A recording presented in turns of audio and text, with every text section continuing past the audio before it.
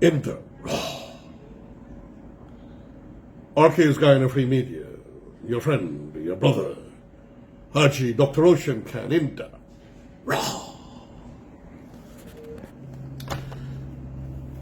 And so, ladies and gentlemen, it has to do, this presentation, this is in the Stabrook News,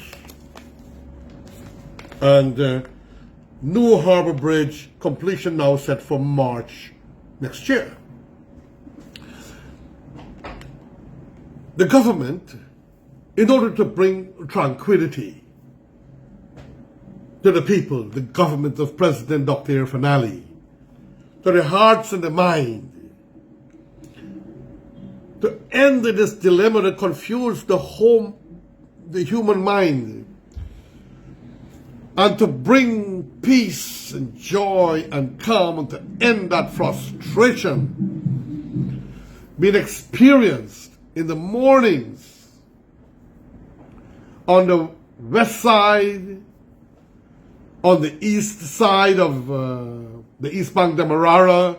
That madness, that congestion has moved from the moment it took power to work to bring about calm and joy in the hearts of the Guyanese people. Where people in the entire East Bank, in the entire East Coast, in the entire country, people coming from Suriname and from Latam and everywhere, can be interconnected so beautifully to move onto the west coast of Demerara with the new West Coast Highway that is going all the way through the back and into the Pncr and further, and then to link up to get into Charity and into the interior. Ladies and gentlemen, a government with a vision, a government of Excellency President Dr. IRFAAN. And I want to make it clear, I am no agent of the government. They don't do anything for me. They have never done anything for me. Things that I'm even entitled to benefit from my skill, my talents, my abilities, my qualifications, my education. Just like the APNU, they deny me. And so I just stay quiet, but I do what my heart tells me. I am not supporting them because I'm a blind maniac, nor am I supporting them because I'm an opportunist. It's just that I had expected certain things from the Granger government and from this government, and I know their entitlements, the entitlements that are due, but what will be, will be. And so I'm not receiving any payment, any salary or anything, but I stand for what is right for my country, for the development of my country. Now, this bridge is a vital ease for all of us. You can't even have a joyful drive in the West Coast on a Sunday or a Saturday. You can't go to a wedding in peace.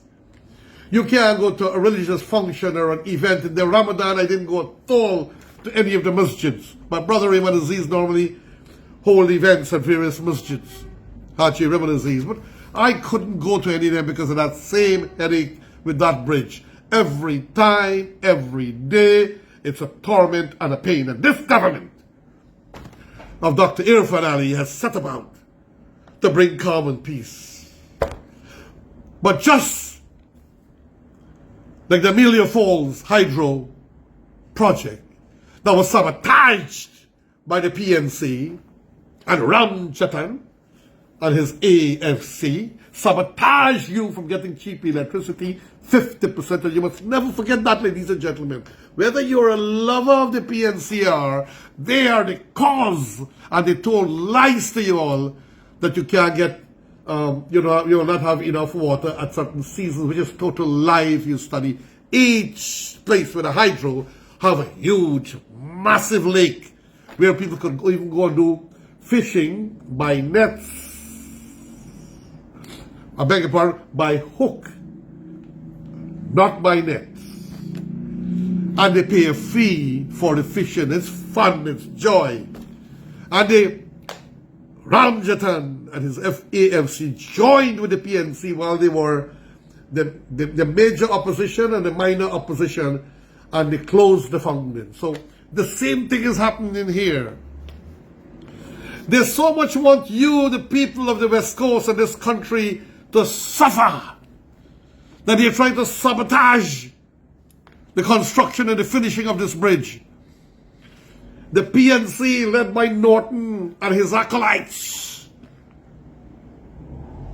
I don't know if they are bereft of shame and those who are running behind Norton because they're hoping they could get some power, which from I see that the universe will never allow them to get back into power, maybe for another 100 years.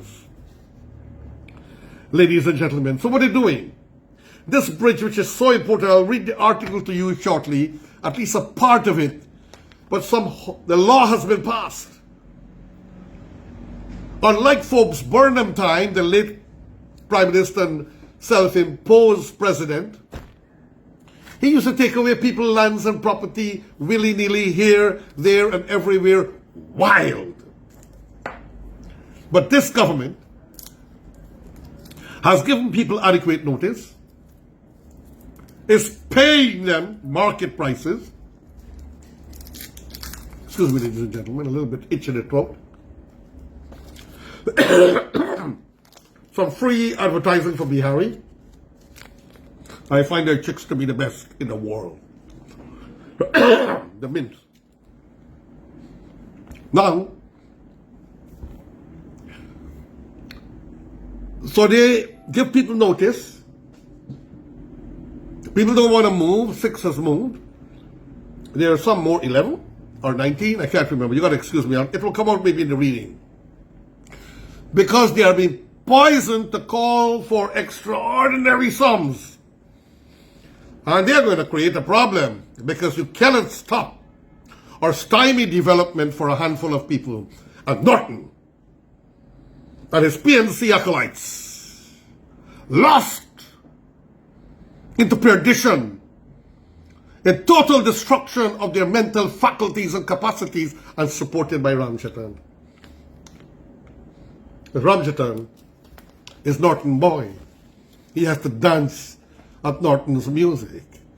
He cannot object anything from Norton, nor he lose his seat in Parliament and the cheese that come from Parliament. Every 3 years they can get a new duty-free car, ladies and gentlemen, and a wonderful, beautiful, delicious salary. So the government is trying, but these people are encouraging the people not to move on to demand a humongous sum. I am saying to the government, you have offered fair market prices, put the money in escrow, in the names of the people whom you know those houses, give them adequate warning, and like any other country in the world, you move in and you bulldoze. I don't want anybody to get hurt, I don't want anybody to get upset, but you're giving them purchase price at market prices, you're offering them land, valuable land at industrial facility or residential facility or a land with a home, and payment for any trees that are bearing fruits like you did in the Mahaika-Maikoni area, and it was accepted. But here, the PNC has their power over some of these people, but they couldn't have done that in Mahaika-Maikoni. Those people listened to wisdom and intelligence, and concurred, and agreed. What is happening here? And I noticed James Anthony Bond, is back being Norton's boy. And they're working to create a frenzy. And government, before they move to the courts, I think you have given them notice, you put the value of their money in escrow, calculate their fruit trees as you did in the east coast of Demerara, put that in the escrow. Imagine the government offered them a temporary, comfortable shelter until they build their homes. Nowhere in the world, ladies and gentlemen. And so, then you bulldoze, government of Guyana. Those who want to cuss me, you can cuss. We need that bridge. We need development in the west coast of Demerara. We need development in the east bank of Demerara. We cannot stymie the people of this country because some of you opposition people are poisoning their minds with greed. Put the money into escrow, bulldoze. The new Demerara Harbour Bridge is set for March next year. Edgell says it's not contractors' fault that they have the delay. Such a magnificent construction of that magnitude is not easy, ladies and gentlemen. They had to build a bridge in order to build a bridge. The new Demerara Harbour, this is by Marcel Thomas. The new Demerara Harbour Bridge is now projected to be completed at the end of the first quarter of next year, instead of December this year. But Minister of Public Works John Edgell contended that it was not the fault of the contractor. Work on the bridge is currently around 45%, with consultants, Italian company Politecnica, reporting that as of April 28, the figure was 43.7% completion. The last report that is at 28, on 28 April was 43.7. Does this percentage match where they're supposed to be? No, it doesn't, Edgell is saying. They should have been a little more advanced. The bridge is supposed to be completed by December 31st, 2024. Edgell told the Sunday Stabroek in an interview last week. We have had some loss in time, and that is not as a result of the contractor's fault, so we can't penalize the contractor for that. Our revised completion date is March 2025, taking into consideration loss of time and all the rest, he added. What a fair and decent government the IRFAAN government is. We must be fair to the contractors as well. Sometimes weather, sometimes material, ladies and gentlemen. Questioned about the reasons for the delay, he said it ranged from a number of issues, but primarily had to do with the delayed shipping that saw the company requesting force majeure for those periods lost. Major force majeure, things beyond human control, ladies and gentlemen. The Panama Canal had low water, and they had to go through the Cape Verde route to bring material in. They had what is called force majeure issues, and that was calculated at no fault of the contractor if the Panama Canal water dropped. He further noted that there are many things that account for this. The approval of materials by the technical people to, for example, we had to send the consultant and our project people to China to visit the company where some of the materials are being produced to ensure the quality was up to standard. And we know China, some companies, not the government, but some companies could make weak material, and that was very wise of the IRFAAN government. And when they get the sign-off, only then could they procure, so things like that took time. To obtain work permit clearance for staff working on the bridge also took time. Also, the Chinese of themselves, they didn't have all their personnel in the country, that is their technical people, Edgell said.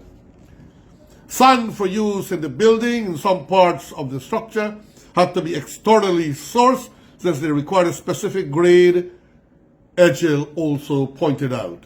However, the company has been able to source all of the materials needed, including special grades. And I have to go to page 14. And types of stone, with government facilitating the speedy clearance when necessary. All their materials have been able to get.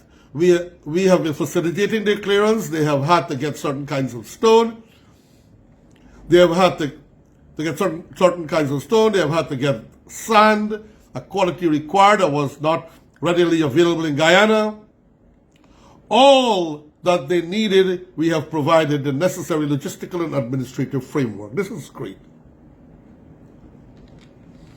And so, ladies and gentlemen, I think I will just about almost end here. I'll miss some paragraphs. He also noted that the contracted company is working 24 hours, 7 days per week on the bridge project. Edgell said that due to the magnitude and scope of the work being undertaken, it was important for the contracted company to have different materials. He said, Polytechnica is the consultancy firm that is overlooking the infrastructural development to ensure excellence. Safety was also underscored. And so with that, ladies and gentlemen, I would prefer to close. Of the 371 people employed to work on the project, 80 are Chinese, 98 Guyanese, 85 Venezuelans, 1 Cuban, 5 Trinidadians, 2 Nigerians, notably 90 of 371 are indirect, and 281 are direct labor. Ladies and gentlemen, I'm very proud of what is taking place. Our government is doing magnificent. This is an idea of what the bridge looks like at the moment. And remember, they had to construct a bridge in order to build the bridge. So they could work, they could bring in items and articles from that bridge. So we ought to be very proud of our government for trying the very, very best to bring peace and joy into the hearts of the Guyanese people, and shame on the leader of the opposition and the opposition for trying to sabotage this bridge because they don't want the government to get a good name like what they did with the Amelia Falls project. They prefer the people to suffer, and you are paying all that electricity when you could have been paying half. They want to demolish gas to shore so that the people suffer. They are annoyed at the importation of this huge electrical barge to help to power the country for 2 years because they want you, the people, to suffer. Fee on you, Norton, and on you, Ramjattan. The people will never forget you all. Your friend, your brother, me, Haji, Dr. Ocean, Caninda, say thank you. Farewell, friends.